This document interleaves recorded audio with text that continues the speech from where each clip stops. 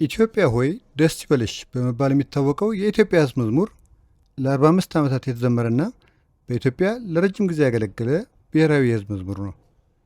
ከሙዚቃ ጥበብና ከኦርኬስትራ ቅንብር ወይም ሲምፎኒክ ኤንድ ኦርኬስትራል ኳሊቲ አንጻር ከተገመገመ በዓለም አቀፍ ደረጃ የላቀ ክብር እንደነበረው ይጠቀሳል።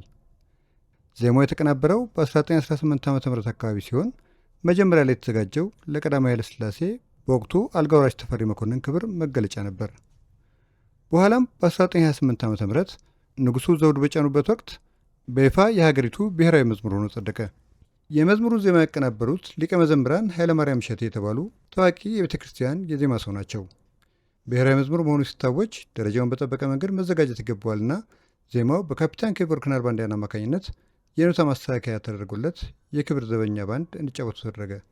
የመዝሙሩን ግጥም በተመለከተ በርካታ የታሪክ ተመራማሪዎችና የሙዚቃ ምሁራን ለምሳሌ እንደ ፕሮፌሰር አሰፋ ኃይሉ ያሉ እንደሚያስረዱት የኢትዮጵያዊ ደስ ይበልሽ መዝሙር ግጥም ዋናው አመንጭና ደራሲ ፊት አውራሪ የፍትሐ ንጉሴ ናቸው።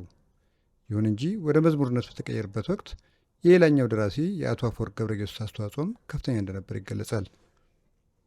የመዝሙሩን ግጥሞች ስንመለከት ግጥሙ ሙሉ ለሙሉ በወቅቱ ለነበረው ንጉሣዊ ስርዓት ለቀዳማዊ ኃይለ ሥላሴ ፍጹም ታማኝነትና ለሀገር ፍቅርን በሚገልጽ መልኩ የተቃኘ ነበር ማለት ይቻላል። የመዝሙሩ ሙሉ ግጥም የመዝሙሩ ግጥም በ3 አንቀጾች የተከፋፈለ ሲሆን የሚከተለውን ይመስል ነበር። ኢትዮጵያዊ ደስ ይበልሽ፣ በአምላክሽ ኃይል በንጉሥሽ፣ ተባብረዋል ለአርበኞችሽ፣ አይነካም ከቶ ድንበርሽ እያለ ይቀጥላል። ይህ የመዝሙር ግጥም በተመለከተ ሁለት አይነት ወይንም አዎንታዊና አሉታዊ አስተያየቶች ይሰማሉ። አዎንታዊ ጎኑ ግጥሙ ለሀገር ፍቅር፣ ለዳር ድንበር መከበርና ለነጻነት ትልቅ ቦታ መስጠቱ ሲሆን መዝሙሩ ከሚሞገስበት ጎን በተቃራኒ ከሀገራዊ ይዘቱ ይልቅ ለአንድ ግለሰብ ወይም ለንጉሥ ስልጣን ያደላ ነው በሚል ይተቻል። ተፈሪ ንጉሥ ዘኢትዮጵያ ለዘላለም ኑር ንጉሳችን የሚሉ ስንኞች የሕዝቡን ሉዓላዊነት ሳይሆን የንጉሡን መለኮታዊ ስልጣን የሚያጎሉ ናቸው ማለት ይተቻሉ። በእርግጥም ስርዓቱ ሲቀየርና ለጥቂት ጊዜ በአገልግሎት ላይ በዋለበት በደርግ የሽግግር ዓመታት ስንኞቹ እንዲቀየሩ ተደርጎ ነበር።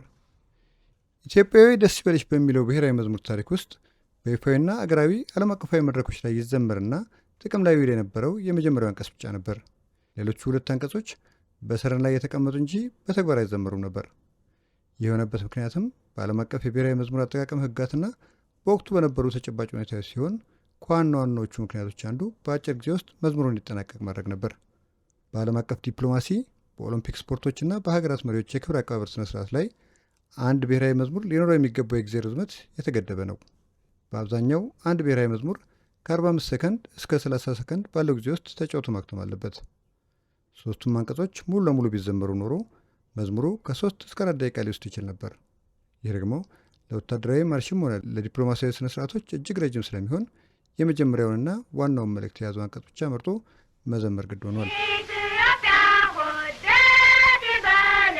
የመዝሙሩ ዕጣ ፈንታ ከ1923 እስከ 1967 ዓ ም ድረስ የሀገሪቱ ብሔራዊ መዝሙር ሆኖ ያገለገለው ይህ ብሔራዊ መዝሙር ለ45 ዓመታት ያህል በስራ ላይ ከቆየ በኋላ በ1967 ዓ ም የደርግ ስርዓት ስልጣን ሲይዝ እና ንጉሳዊ ስርዓት ሲያበቃለት አብሮ ተሰርዟል።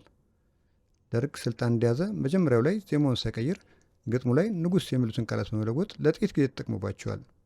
ሆኖም ግን በኋላ ላይ በ1968 ዓ ም ሙሉ በሙሉ በአዲስ መዝሙር ወይንም ኢትዮጵያ ኢትዮጵያ ኢትዮጵያ ቀዳሚ በሚለው ተተክቷል። በዓለም አቀፍ ደረጃ የብሔራዊ መዝሙሮች አቀራረብና አወቃቀር የራሱ የሆኑ ሳይንሳዊ መመዘኛዎች አሉት።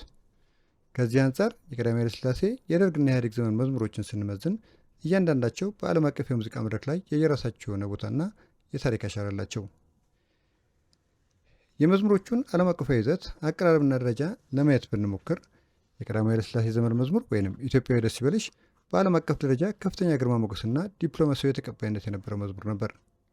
ለእነዚህም ዋና ዋና ምክንያቶቹ ምንም እንኳን ዜማው በሊቀ መዘምራን ኃይለማርያም ቢቀነበርም ማጀቢያውና ኖታው የተቀናበረው በአውሮፓውያን የሙዚቃ ማርች ስልት ነበረ። ይህ ደግሞ በወቅቱ በዓለም አቀፍ ዲፕሎማሲያዊ ለምሳሌ በሊግ ኦፍ ኔሽን እና በተባበሩት መንግስታት መድረኮች ላይ መዝሙሩ በቀላሉ ከምዕራባውያን የክብር ዘበኛ ባንዶች ጋር እንዲዋሃድና ትልቅ ግርማ ሞገስ እንዲኖሩ አድርጎታል። ይህም ብቻ ሳይሆን ንጉሱ ከእስራኤል ያመጧቸው 40 የአርሜኒያን የሙዚቃ ልጆችና መሪያቸው ኬቨር ክናርባንዲያን መዝሙሩን በምዕራባውያን የንፋስ መሳሪያዎች ወይም ብራስ ባንድ ደረጃውን ጠብቆ እንዲጫወቱ ማድረጋቸው መዝሙሩ በዓለም አቀፍ የንጉሳዊ መድረክ እጅግ የተከበረ እንዲሆን አድርጎታል ይላሉ የሙዚቃ ባለሙያዎች። በእርግጥ እንደየመመዘኛው ቢለያይም ከሙዚቃ ጥበብና ከኦርኬስትራ ቅንብር አንጻር ከተገመገመ የኃይለሥላሴ መዝሙር በዓለም አቀፍ ደረጃ ደረጃውን የጠበቀ ነበር ማለት ይቻላል።